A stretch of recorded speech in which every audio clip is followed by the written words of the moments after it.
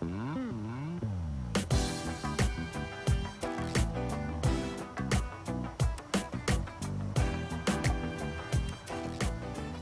I'm Brian McCarthy with Everyday Dish, and today's vegan has many great choices available to them. And one of those choices is imitation meats, or also called seitan. So today I'm going to teach you how to make your own homemade seitan corned beef. Now this recipe is unique because there's no kneading involved. We're just simply going to mix the dry ingredients with the wet ingredients, form it into a loaf, put it on our cheesecloth, and simmer it for an hour and 15 minutes. Now, even with this kneading step omitted, the final product, it's amazing. So we're going to start here. We have our bowl of Vital Wheat gluten flour, which is readily available. And in it, we're going to add our seasonings. I'm going to start off, we pre-ground some fennel seed and some caraway seed.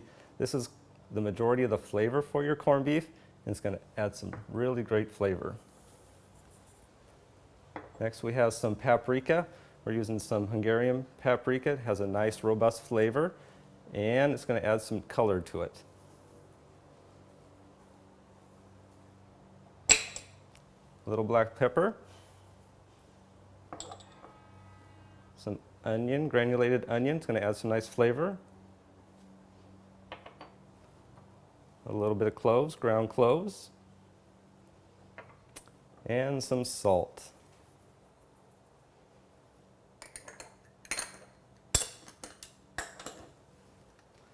And just take your whisk, and we're going to whisk that together to fully incorporate all the flavors.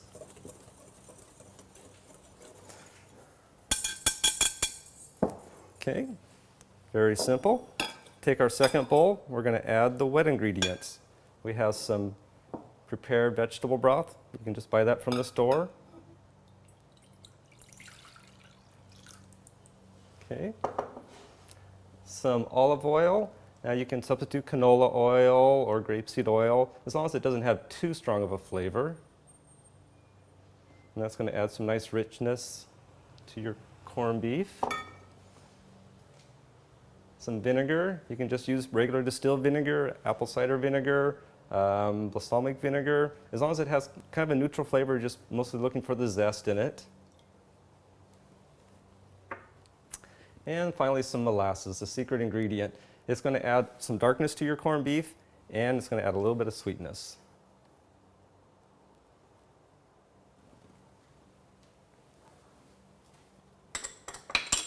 Okay. I'm going to mix in the wet ingredients together. This is going to incorporate all the flavors of the wet ingredients so that when you mix it with the dry ingredients, there won't be any mixture of ingredients in little patches that you don't want.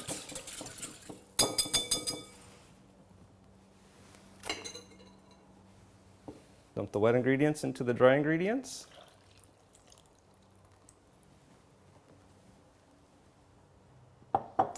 And this is where you don't knead. You just simply mix it, the wet ingredients with the dry ingredients. Kind of like, let's say you're making banana bread or biscuits or something like that.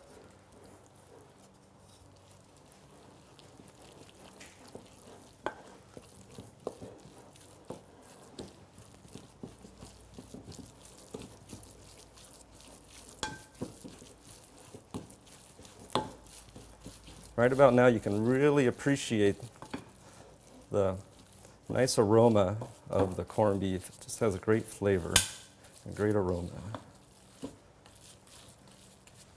It'll be a little dry, which is okay because we're going to be putting it in some simmering water, which is going to add some more moisture to it.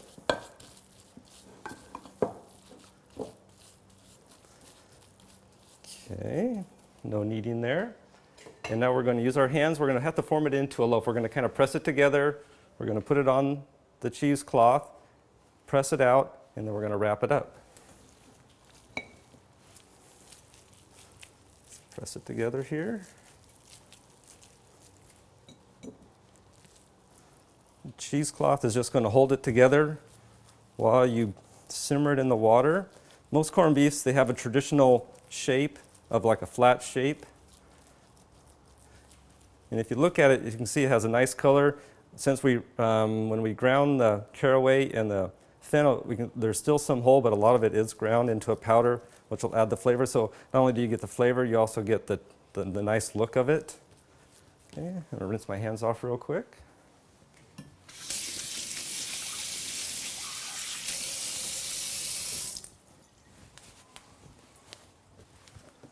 Okay. Now it's just a matter of wrapping it up. You don't want to wrap it too tight because you want to have a little room for it to expand. Okay.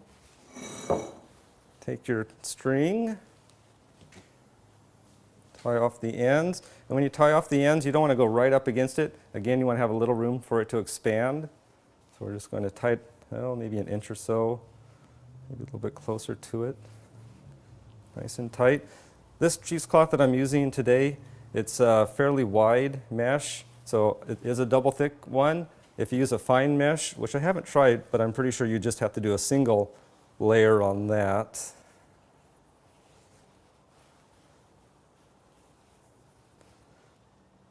And that's all there is to that. We're going to put it seam side down. It'll kind of keep it together while it's cooking. We're going to put in our simmering water.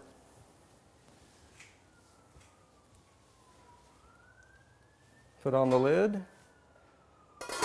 And we're just going to simmer it for 1 hour and 15 minutes. And when it comes out, we're going to slice it up and we're going to make some delicious corned beef sandwiches. Okay, welcome back. Our corned beef is done cooking and we've got it done simmering for 1 hour and 15 minutes. We've taken it out of the pot. We've removed the cheesecloth, let it cool for a little bit, and we thinly sliced it, and it turned out marvelous. So now we're just going to assemble our corned beef sandwich. Have our nice rye bread here, sauerkraut, Thousand Island, Earth Balance, and some cheese. So we're just going to put a few nice slices. Your corned beef, put as much as you like. It's very flavorful, very tender. Add a little bit of cheese.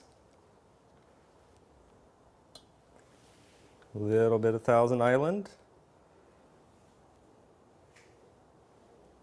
Okay.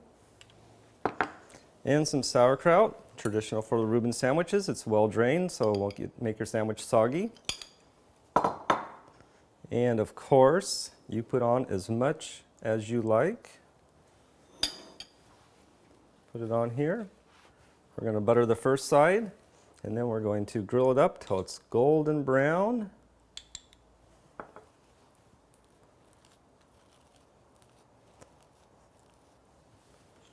Okay. Put it on our skillet here, butter side down. And while that's grilling, we're going to put a little bit more Earth Balance on top. And once it's nice and golden brown on the bottom, we'll flip it over, brown the other side, and our sandwich will be done.